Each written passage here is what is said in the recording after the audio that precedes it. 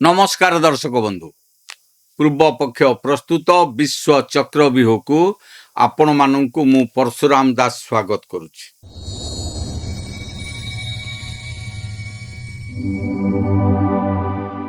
दर्शक बंधु भारतीय सेना एवं प्रतिरक्षा क्षेत्र एबे एक बड़ एवं गर्वर खबर सामना को आसुची। सीमारे चीन एवं पाकिस्तान रो मिलित षड्यंत्र को माटीरे मिसाइबा पाई भारतीय सेना निजर आक्रमणात्मक शक्ति को आहुरी शाणित करिछि। गोटे कि दुईटी नुहे बरं चारोटी एभली मारात्मक एवं अत्याधुनिक वेपन सिस्टम बा अस्त्र शस्त्र एबे आम सेनारे सामिल होइछि, जहाँ शत्रुर जेकोसी आह्वान को छारखार करदेव। देशर प्रतिरक्षा शक्ति को एक नुआ शिखर को नैथिबा एई चारिटी शक्तिशाली हथियार कौन किभली एई स्वदेशी ज्ञान कौशल युद्ध मैदान रो संपूर्ण समीकरण को बदलाई देवाकू जाउछि। आजिर एई स्वतंत्र रिपोर्ट रे आमे एई अस्त्र शस्त्र संपर्क रे विश्लेषण करिबा। जदि आपण माने निज देशर सेना को भल पांती तेबे भिडियोटी को शेष पर्यंत निश्चय देखंतु। आपण माने देखुतांतु विश्व चक्रव्यूह। मोर आपण मान को अनुरोध, आम चैनल को लाइक करंतु, सब्सक्राइब करंतु आ बंधु मानक सहित अधिक रु अधिक शेयर करंतु। दर्शक बंधु, आम तालिकार प्रथम एवं सबुठारु भयंकर अस्त्र हेउची सुखोई 30 एवं ब्रह्मोस मिसाइल रो जुगलबंदी। पूर्वरु आम वायुसेना पाखरे मात्र 40 टी एभली सुखोई 30 युद्ध विमान थिला, जहा ब्रह्मोस मिसाइल बहन करने को सक्षम थिला। किंतु एबे सबुठारु बड़ खबर हेउची आहुरी 40 टी अतिरिक्त सुखोई विमान को ब्रह्मोस मिसाइल सहित संपूर्ण भावे सज्जित करा जाई सेनारे सामिल करा जाई सारिछि।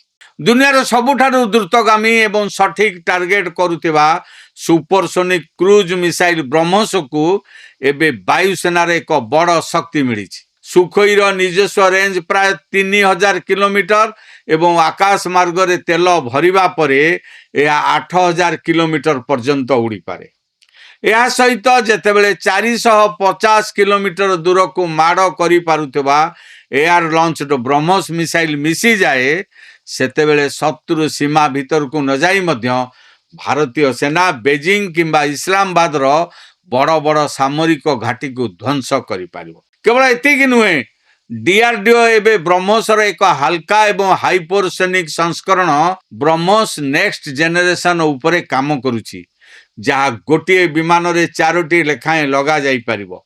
यह वायुसेना को एक अप्रतिद्वंदी शक्ति प्रदान करिबो। युद्ध मैदान रे केवल भल हथियार थिले चलिबो नाही, बरं शत्रु केउठु आसुछि ताकू जानिबा मध्य जरूरी। सेतिपई आमर द्वितीय बड़ अस्त्र हेउछि संपूर्ण स्वदेशी ज्ञान कौशल रे निर्मित नेत्रा। एही नेत्रा हेउछि airborne early warning and control system.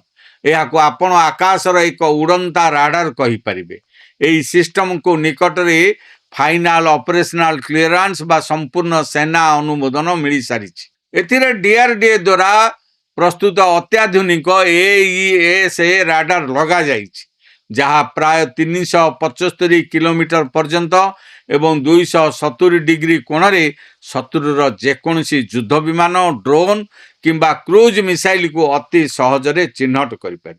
जदि शत्रु पक्ष एक संगे शह शह ड्रोन किंबा मिसाइल रे आक्रमण करे, तेबे नेत्रा से समस्त तथ्य को रियल टाइम रे प्रोसेस करी आम कमांडर मानक पाखक पठाई पारिबो, जहा द्वारा तुरंत एक्शन निया जाई पारिबो। वर्तमान भारतीय वायुसेना एभली प्राय 18टी सिस्टम निज बाहिनी रे शामिल करने को जाउछि, जहाँ आम आकाश सीमा को संपूर्ण अभेद्य करदेव। आमर तृतीय शक्तिशाली अस्त्र हेउछि हेलिना एवं वायुसेना पई यार स्वतंत्र संस्करण हेउछि ध्रुवास्त्र। यह हेउछि भारतर निजस्व हेलफायर मिसाइल। अमेरिका जो भली निजर आपाचे हेलिकॉप्टर रे हेलफायर मिसाइल व्यवहार करे, ठीक से भली भारतर डीआरडीओ स्वदेशी नाग मिसाइल रो हेलिकॉप्टर संस्करण प्रस्तुत करिछि। एही मिसाइल 500 मीटर रु नहीं 7 किलोमीटर दूरतरे थिबा शत्रुर जेकोसी सामरिक जान बा टैंक को ध्वंस करि पारिबो। यार सबुठारु बड़ वैशिष्ट्य हेउची टॉप अटैक मोड। दर्शक बंधु दुनियार जेकोसी टैंकर सबुठारु दुर्बल अंश हेउची तार उपरी भाग। हेलिना मिसाइल लॉन्च हेबा परे प्रथमे ऊपर को जाई थाए। शत्रु टैंकर ठीक ऊपर पार्श्वर आक्रमण करी ताकू खंड खंड करी देई थाए। एथिरे लगा जाइथिबा हाई रिजोल्यूशन इंफ्रारेड शिखर कारणरू यह दिन हेउ कि राति किंबा घन कुहुड़ी भितर मध्य शत्रुर हिट सिग्नेचर को चिन्हट करी सठिक भावे आक्रमण करिपारे। भारतीय सेनार ध्रुव हेलिकॉप्टर एभली 8टी मिसाइल एक संगे लगा जाई परिबो जहाँ शत्रुर पूरा टैंक बाहिनी को माटी रे मिसेई नेबा पई यथेष्ट। एबे आसंतु जानिबा चतुर्थ एवं सबुठारु आकर्षणीय अस्त्र विषय।